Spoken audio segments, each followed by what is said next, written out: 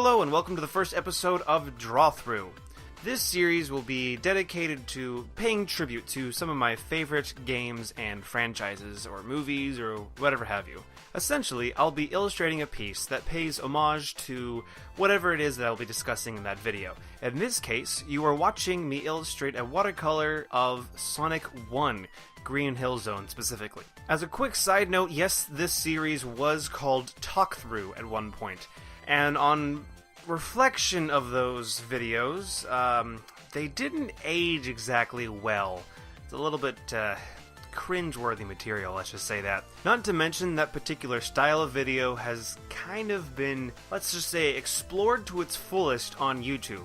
Pretty much what I'm saying is that what I had to offer as far as the game critique video goes has already been done before, especially on Sonic the Hedgehog. That's probably one of the most analyzed games on the entire YouTube platform.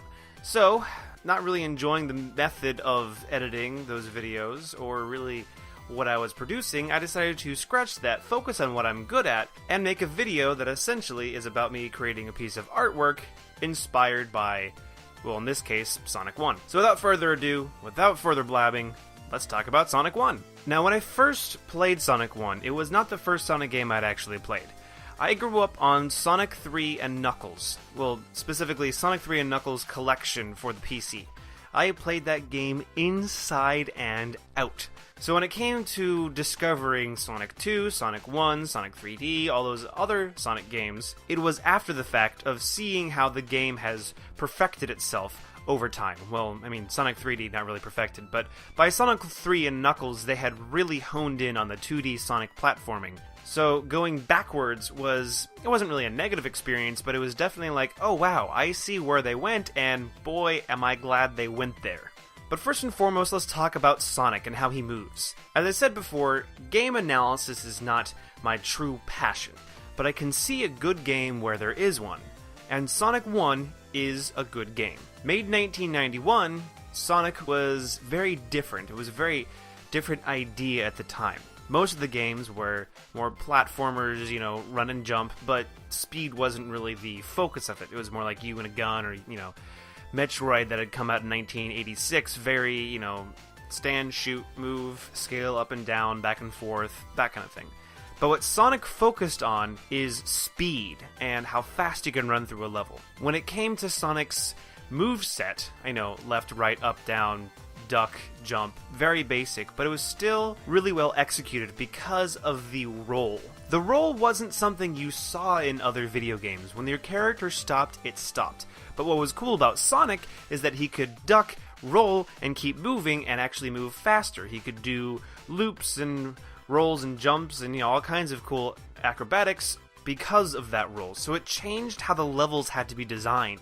So you see in Sonic 1 this kind of overall motif of speed, minus a few water zones here and there, but you can really see this in the first level of Green Hill Zone. However, what the game does do very well is it sets you up with this precedent of, okay, this game is about going fast, and then they punish you for going fast. Now at first, that sounds counterintuitive. Why would a game teach you that this is what the game is like, and then punish you for using those skills? Because they're punishing you for using the skills without caution. So what the game does is it teaches you in the first level how to go fast. Green Hill Zone is really easy. It's straightforward. Not many detours in there. Very, go from here to here. You can do it fast. Collect the rings. Learn how the game works. Learn how shields works. How invincibility works. How fast sneakers work. Just the mechanics of the game. And then it switches it up. It says, okay, now that you know how the game works, be careful with it. Know that there are pitfalls and dangers everywhere. Learn to see your surroundings and adapt to them. Now, when I went back to play Sonic 1, I was a little bit miffed at the fact that the spin dash hadn't been incorporated yet. The spin dash was honestly the biggest piece of Sonic that was not present in the first game, and was most definitely the best thing ever added to Sonic. There's a certain extra element of being able to go fast initially. What felt kind of clunky about going back and playing Sonic 1 was that, yeah, the goal was to be fast.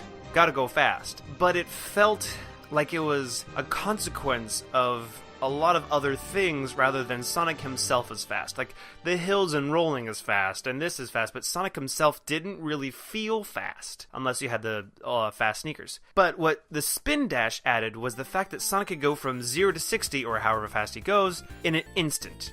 So without the Spin Dash, Sonic 1 does feel a little slower. Also, a big change for me going from Sonic 3 Knuckles to Sonic 1 was the 50 rings at the end of a level. I had played Sonic CD before, so I knew this was a mechanic in the first couple Sonic games, so it wasn't like, how do I beat this? I need to look it up on GameFAQs.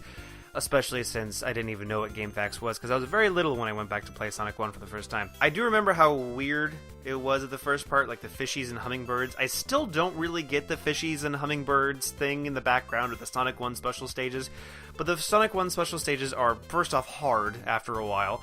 Well, I mean, all Sonic special stages ended up being a bit hard, but they're quite enjoyable, actually. The mechanic is something they end up reusing in Sonic 3 and Knuckles in one of the bonus stage instead of the special stage. So I had already gotten some practice with the rotating world kind of special stage. All in all, very effective special stages, and definitely quite the challenge. Funny thing is, 6 Chaos Emeralds instead of 7. Super Sonic wasn't in Sonic 1, so I guess that's why? Although at the end, you do save all of your little furry friends by the end using only 6 Chaos Emeralds, but I mean, hey-ho, first game ever, it happens. 2 final notes I want to touch on before the end is, 1, how effectively Sonic 1 portrays the antagonist. Robotnik is, and has always been, full of himself. It's kind of funny, both Sonic and Eggman have, or Robotnik, however you want to say, they both have this massive ego. And it's interesting that this is present from the very beginning, although, to be fair, I never really saw Sonic and his trademark attitude in the games itself. I kind of felt that was more of a, you beat Eggman yourself, or you beat Dr. Robotnik yourself, you beat all of his bad guys, so you get this sense of, haha, I'm just a little hedgehog, you're this genius that can make all this technology, I've one-upped you, I've beat you, you're nothing. So, I mean, I kind of see like the pride thing, but I never saw like the, you're too slow, that came from the extra Sonic content, let's just say that.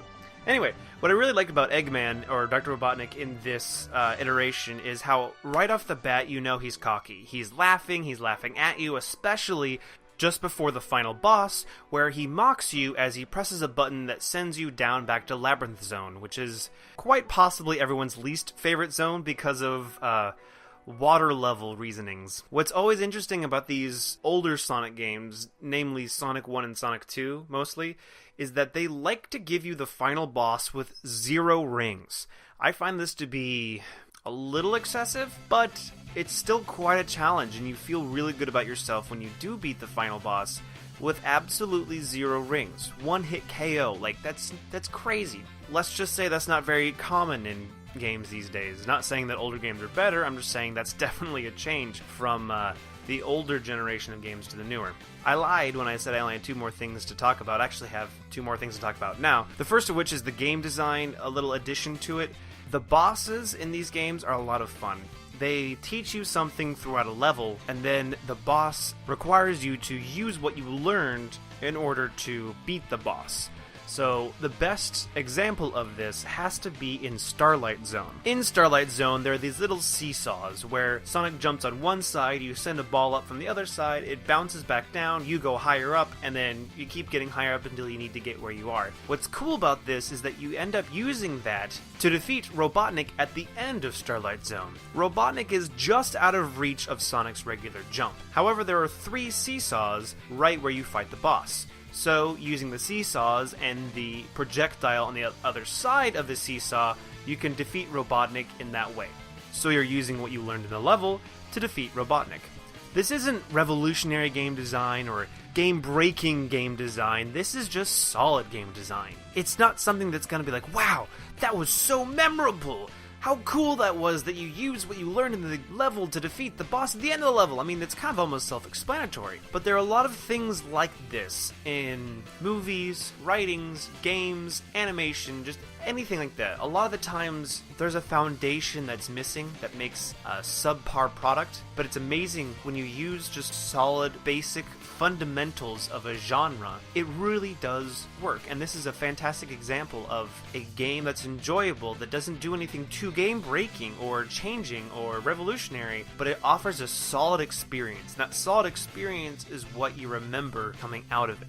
A game may be flashy, cinematic, over the top, billion kajillion frames per second, but if it doesn't offer you a solid game experience, what's the point? I'm not saying Sonic 1 is the best game ever, although I will fight you on the fact that the music is amazing. That's my last point. I'll get back to it in just a second. But it is a solid game. From top to bottom, it's well designed and really offers a fun, challenging experience. As promised, my very last note is the music. Sonic in its early days is almost unparalleled in its music.